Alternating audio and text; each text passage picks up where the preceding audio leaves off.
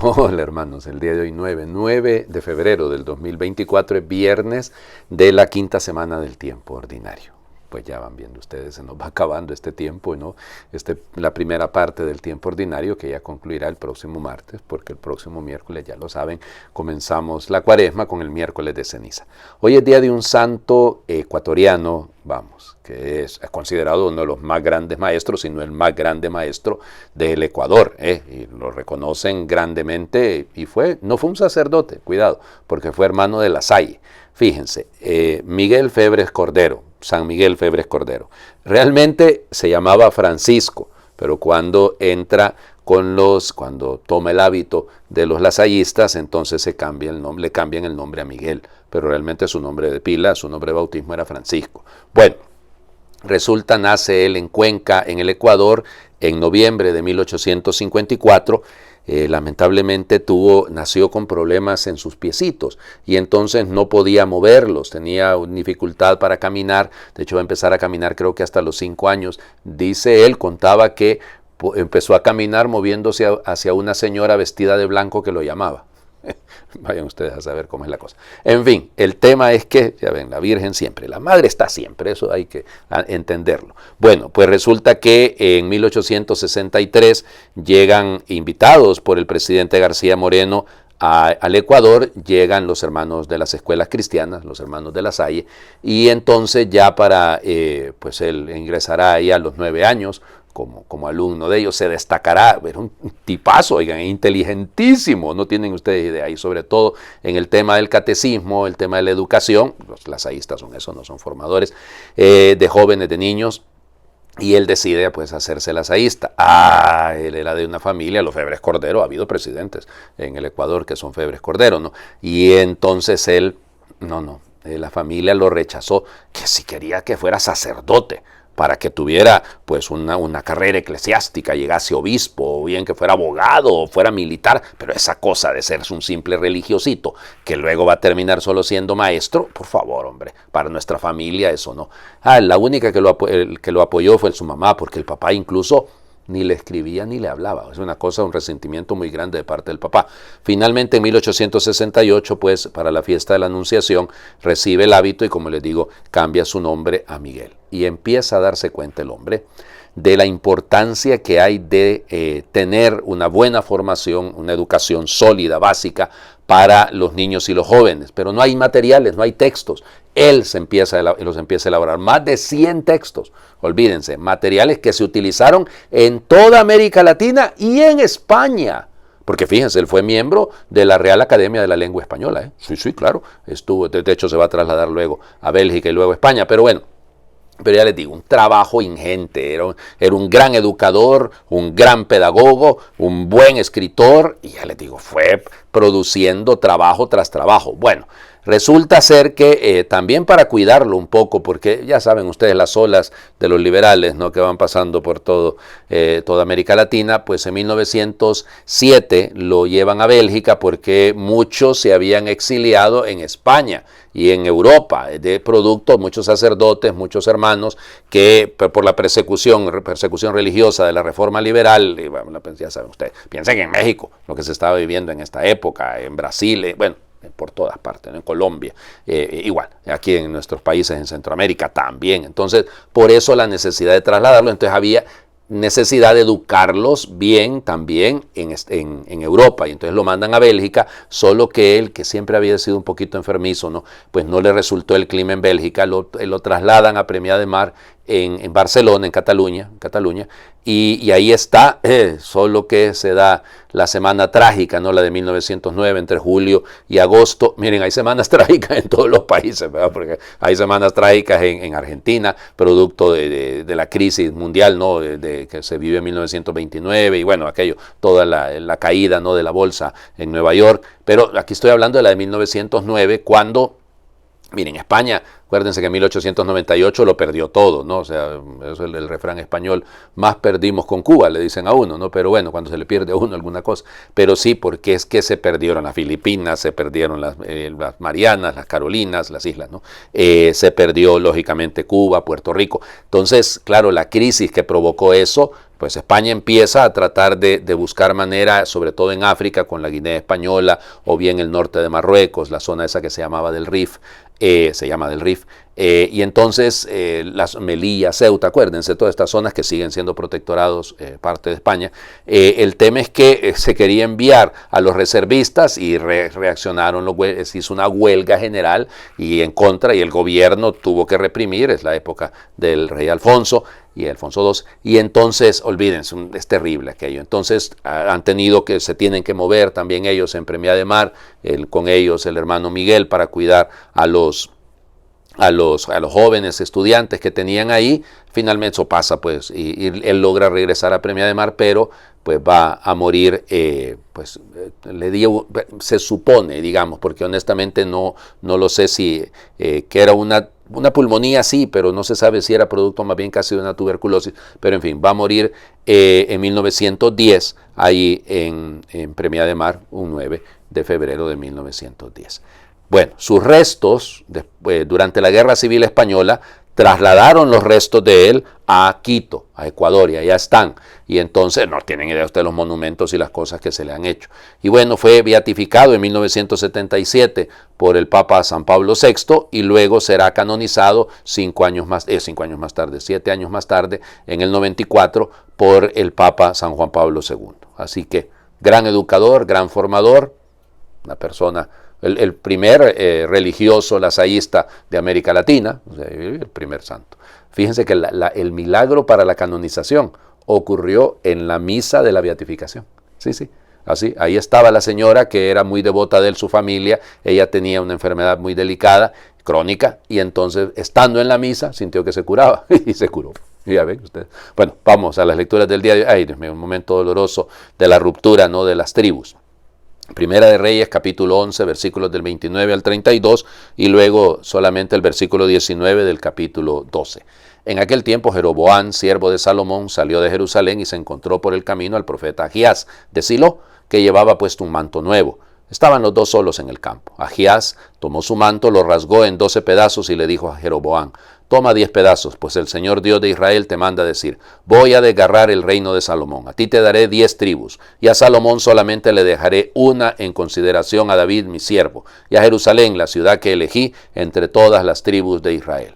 Y desde entonces hasta el día de hoy Israel se separó de la casa de David. Palabra de Dios, te alabamos, Señor. Bueno, vamos por partes. Miren, ¿qué fue lo que pasó realmente? La experiencia llamémoslo, de la esclavitud en Egipto, la experiencia del desierto de los 40 años, no la vivieron todas las tribus de la misma manera. La tribu de Judá, la tribu del sur, esa sí la vivió completamente. Entonces, desde el inicio hay mucha diferencia, comparten algunas cosas en común.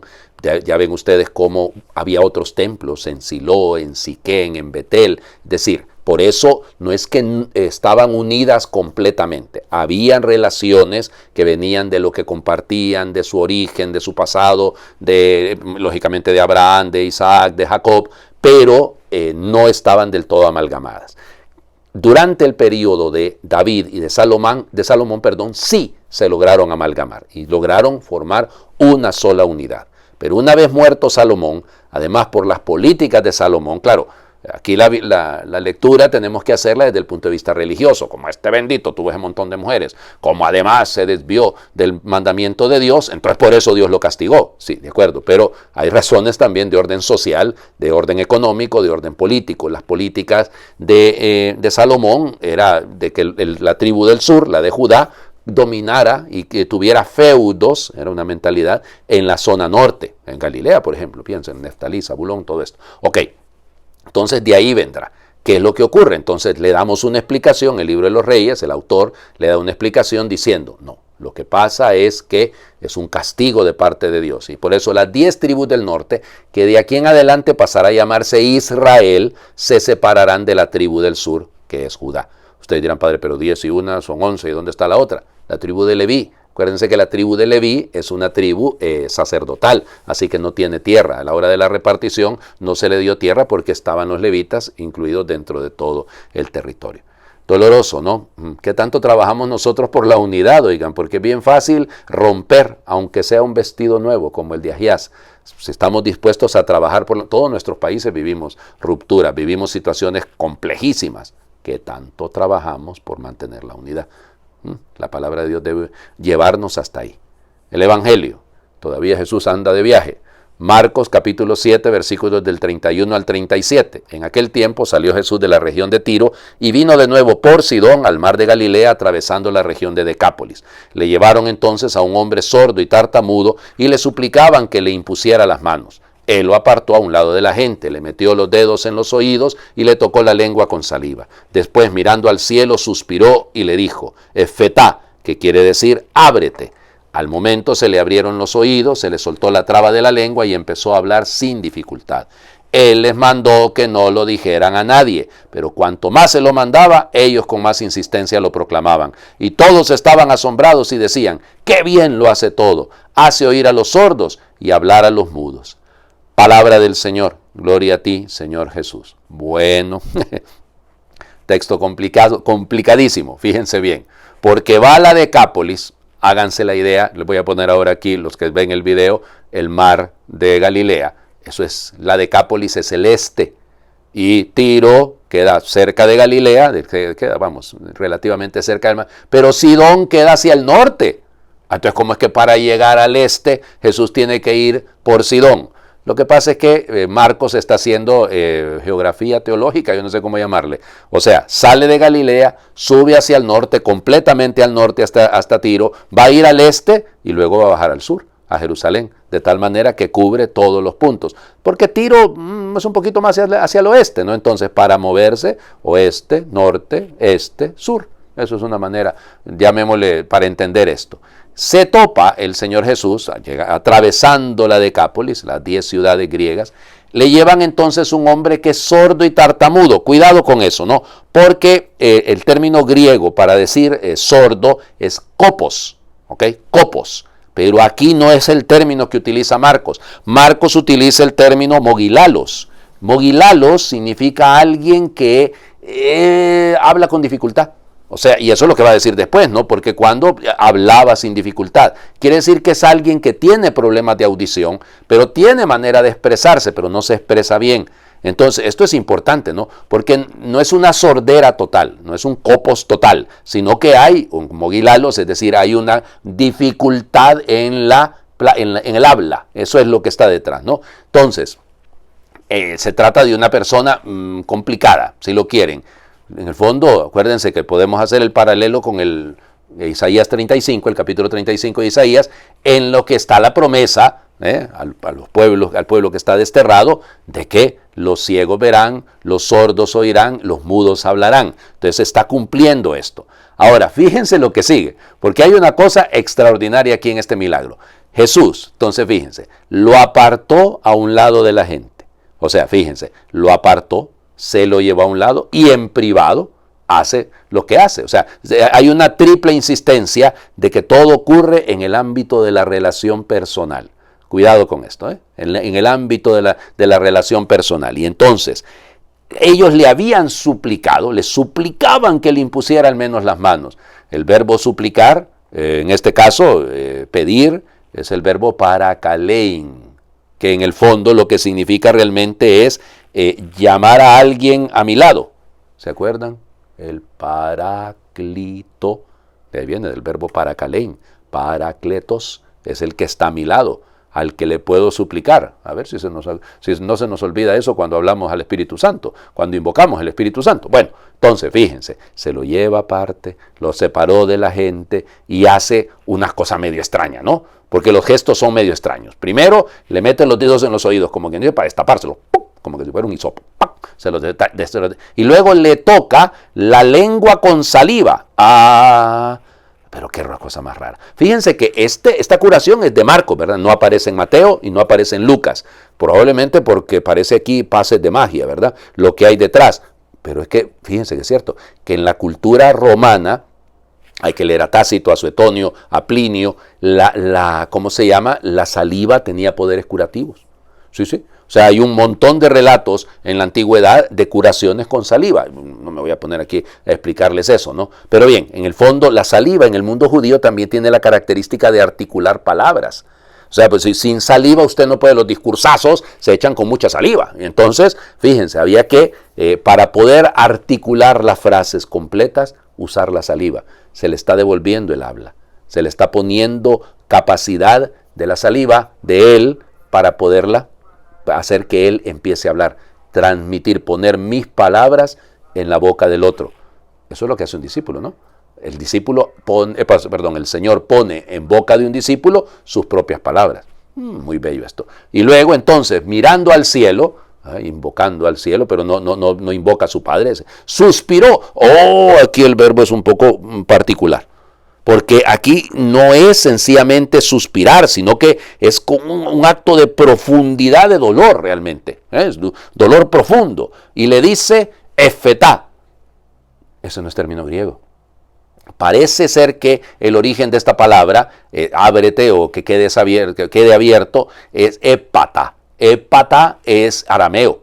Es arameo. Interesante, ¿no? Bueno, y al momento se le abrieron los oídos, se le soltó la traba de la boca, de la lengua, y empezó a hablar. Fantástico. Es decir, se cumple lo que se había pedido. El mogilalos termina siendo una actitud, claro. ¿Qué es lo que le pasa? Bueno, inmediatamente les dijo, hay un plural, que no se lo dijeran a nadie. Pero cuanto más se lo mandaba, ellos con más insistencia lo proclamaban. Vuelve a aparecer Mateo, Marcos, quericeo, el verbo proclamar, el verbo anunciar. De ahí viene, acuérdense, la palabra querigma, el anuncio. Y todos estaban asombrados. Esta palabra a mí me gusta en griego, porque es hiperperizos. Estaban realmente, pero súper sorprendidos. O sea, estaban súper sorprendidos. Estaban completamente asombrados. Esa es la idea. ¿Y por qué? Que decían, qué bien lo hace todo. Parece como que volvemos al Génesis, ¿no? Terminada la creación, vio Dios que todo era bueno, porque todo lo hace bueno. Y entonces hace oír a los sordos y hablar a los mudos. Evidentemente volvemos al libro de Isaías en el capítulo 35. Se cumple la profecía de Isaías. Bueno, por el tiempo, hagamos oración. Señor, cuando me encierro en mí, no existe nada, ni tu cielo y tus montes, tus vientos y tus mares, ni tu sol, ni la lluvia de estrellas, ni existen los demás, ni existes tú, ni existo yo.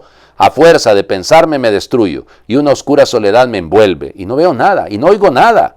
Cúrame, Señor, cúrame por dentro, como a los ciegos, mudos y leprosos que te presentaban, yo me presento. Cúrame el corazón de donde sale lo que otros padecen y donde llevo mudo y reprimido el amor tuyo que les debo. Despiértame, Señor, de este coma profundo que es amarme por encima de todo. Que yo vuelva a ver, a verte, a verles, a ver tus cosas, a ver tu vida, a ver tus hijos y que empiece a hablar como los niños, balbuceando las dos palabras más redondas de la vida.